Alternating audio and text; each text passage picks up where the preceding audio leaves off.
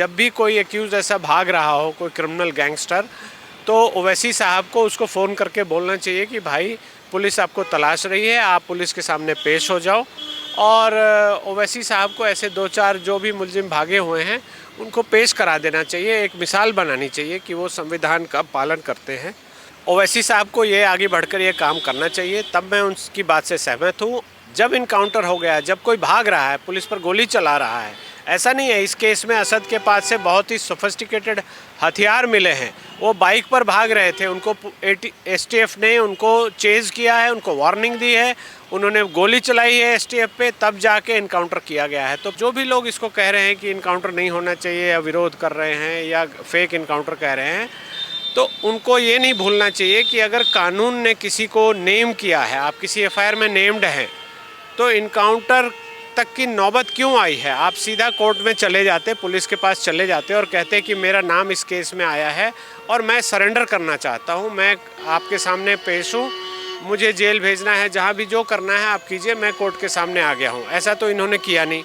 ये फरार हो गए, भाग गए, छिपते फिर रहे हैं और इनके सिर पे 5 लाख का इनाम भी घोषित करना पड़ा पुलिस को। तो पुलिस किसी भी एक्यूज को अरेस्ट करने के लिए सारे जो लीगल पावर्स हैं उसका प्रयोग कर सकती है। सर, आज उत्तर प्रदेश एसटीएफ ने अतीक अहमद के बेटे का जिस तरीके से इनकाउंटर किया है, तो इस पूरे मामले को आप हमें समझाइए कि इनकाउंटर जो है वो किन हालातों में किया जाता है और किस तरीके से इस इनकाउंटर के जो है वो बड़े मायने हैं।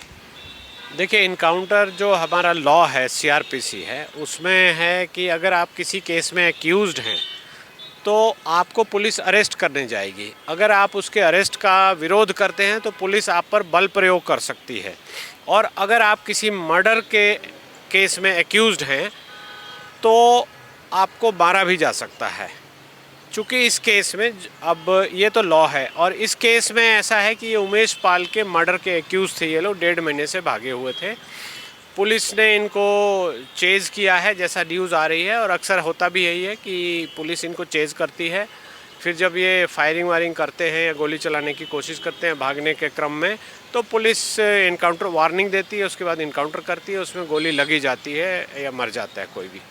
तो ये हुआ है। लेकिन इसके जो भी लोग इसको कह रहे हैं कि इनकाउंटर नहीं होना चाहिए या विरोध कर रहे हैं या फेक इनकाउंटर कह रहे हैं, तो उनको ये नहीं भूलना चाहिए कि अगर कानून ने किसी को नेम किया है, आप किसी एफआईआर में नेम्ड हैं, तो इनकाउंटर तक की नौबत क्यों आई है? आप सीधा कोर्ट में चले जाते, पुलिस के पास चले जाते और कहते कि मेरा नाम इस केस में आया है और मैं सरेंडर करना चाहता हूं, मैं आपके सामने पेश हूं, मुझे जेल भेजना है, जहां भी जो करना है आप कीजिए, मैं कोर्ट के सामने आ गया हूं। ऐसा तो इन्होंने किया नहीं।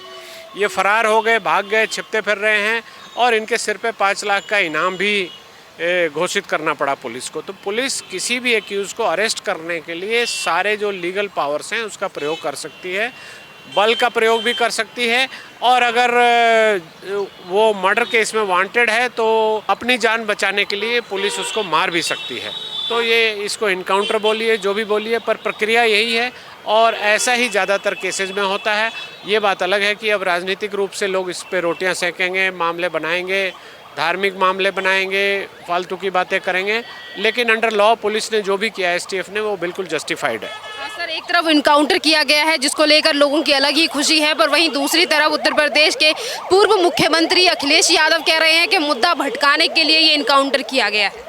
हाँ, भूतपूर्व मुख्यमंत्री जो अखिलेश यादव साहब हैं, उनको ये करना चाहिए था कि जब ये असद नाम का आदमी, अभियुक्त जो भी था, जिसने उमेश पाल को, उनके जो बॉडीगार्ड्स थे, उनको मारा या उस हत्या में सम्मिलित था, तो मुख्यमंत्री जो अखिलेश यादव साहब जो हैं, जो भूतपूर्व मुख्यमंत्री हैं, उनको उस आदमी को कहना चाहिए था कि भाई तुम्हारे ऊपर चार्ज लगा है, तुम चले जाओ, कोर्ट में सरेंडर कर दो, पुलिस के सामने पेश हो जाओ।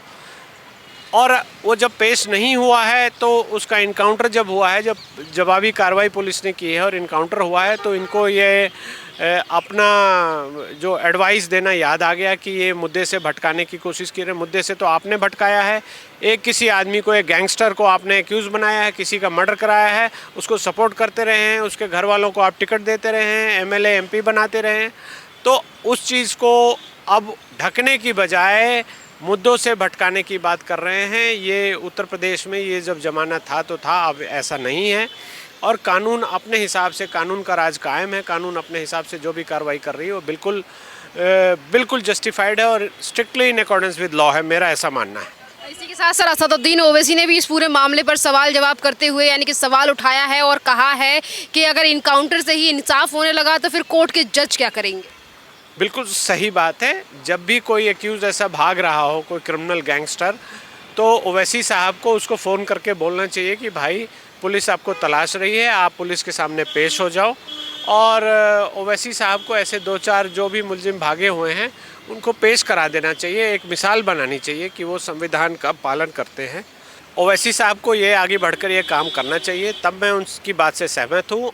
जब इनकाउंटर हो गया, जब कोई भाग रहा है, पुलिस पर गोली चला रहा है, ऐसा नहीं है, इस केस में असद के पास से बहुत ही सोफिस्टिकेटेड हथियार मिले हैं। वो बाइक पर भाग रहे थे, उनको एसटीएफ ने उनको चेज़ किया है, उनको वार्निंग दी है, उन्होंने गोली चलाई है एसटीएफ पे, तब जाके इनकाउंटर किया गया है। तो पुलिस स्टाफ जो भी ड्यूटी पर है वो कानूनी प्रक्रिया कर रहा है, वो किसी को अरेस्ट करने की कोशिश कर रहा है।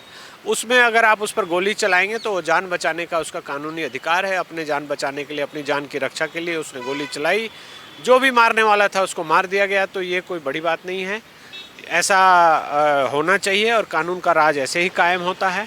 ओवैसी साहब को चाहिए कि जो भी लोग अभियुक्त भागे हुए हैं उनको अपील करें, आगे बढ़ के उनको फ़ोन करें कि भाई सरेंडर कर दो, आ जाओ कोर्ट में, आ जाओ, खड़े हो जाओ। ओवैसी साहब वैसे भी एक वकील हैं, उनको कानून की समझ भी है, तो हो सकता है उनकी अपील से लोगों को बहुत फ़ायदा हो।